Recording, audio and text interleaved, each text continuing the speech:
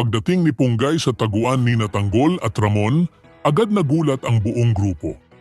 Nakaramdam sila ng presensya ng pulis kaya isa-isang naglabasan ng baril ang mga kasamahan ni Tanggol at mabilis na itinuro kay Punggay.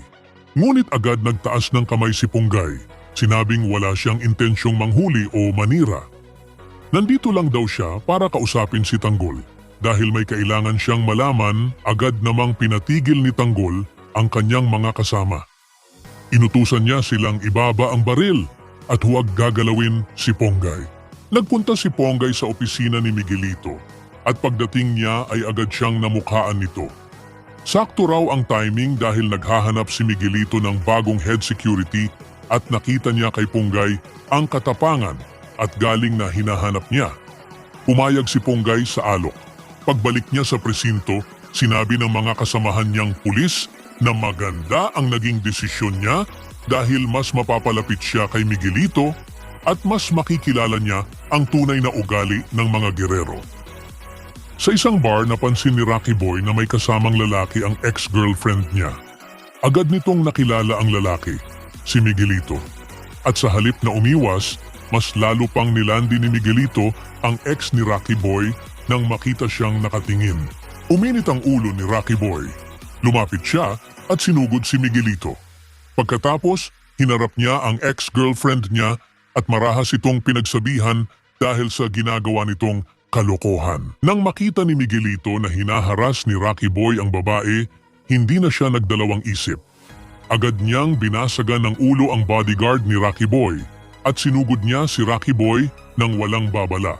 Unang suntok pa lang, napaatras si Rocky Boy. Pero nang dumating ang mga backup ni Miguelito, tuluyan na siyang napagtulungan at binugbog.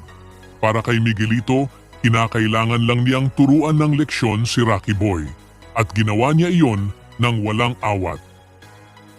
Sa kabilang banda, hinatid pa uwi ni Tanggol si Punggay matapos ang mahaba nilang pag-uusap. Nagtataka si Punggay kung bakit kailangan pa niya siyang ihatid. Sagot ni Tanggol, baka mabastos siya ng mga tambay, kaya sinisiguro lang niyang ligtas itong makakauwi. Pagdating nila sa bahay, tuwang-tuwa ang pamilya ni Punggay. Si Dimples ay napasigaw pa sa tuwa nang makita si Tanggol sa pintuan. Samantala, naghahanap si Divina kung nasaan si Rocky Boy dahil hindi pa ito umuuwi. Nag-aalala na siya na baka may nangyari dito.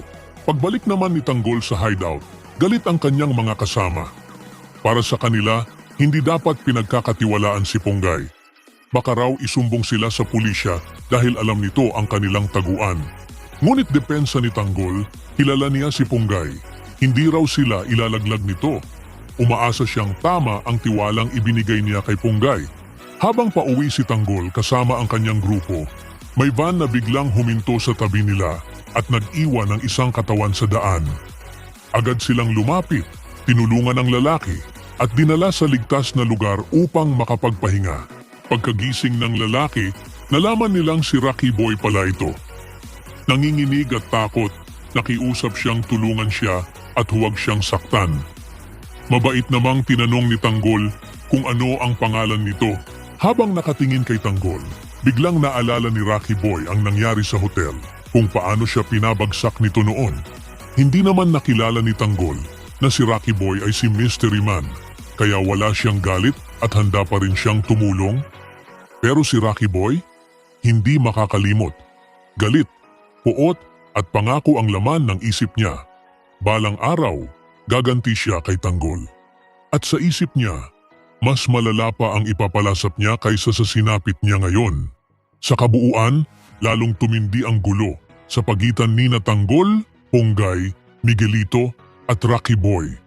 Pinili ni Punggay na panindigan ang tiwala ni Tanggol kahit delikado habang unti-unti siyang napapalapit sa mundo ng mga gerero. Samantala, nauwi sa marahas na sagupaan ang selos at galit ni Rocky Boy, dahilan para mabugbog siya ng husto ni Miguelito at mga tauhan nito.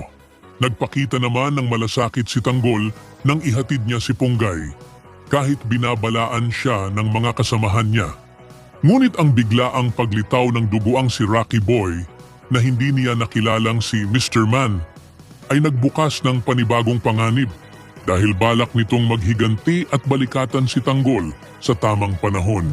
Sa dulo, bawat karakter ay papasok sa mas malalim na alitan, puno ng tiwala, pagtataksil at paghihiganti na siguradong hahantong sa mas matinding banggaan. Ibahagi ang inyong saloobin sa comment section. Huwag kalimutang mag-subscribe at i-click ang notification bell para hindi ninyo ma-miss ang susunod na kabanata ng Batang Quiapo. Maraming salamat sa panunood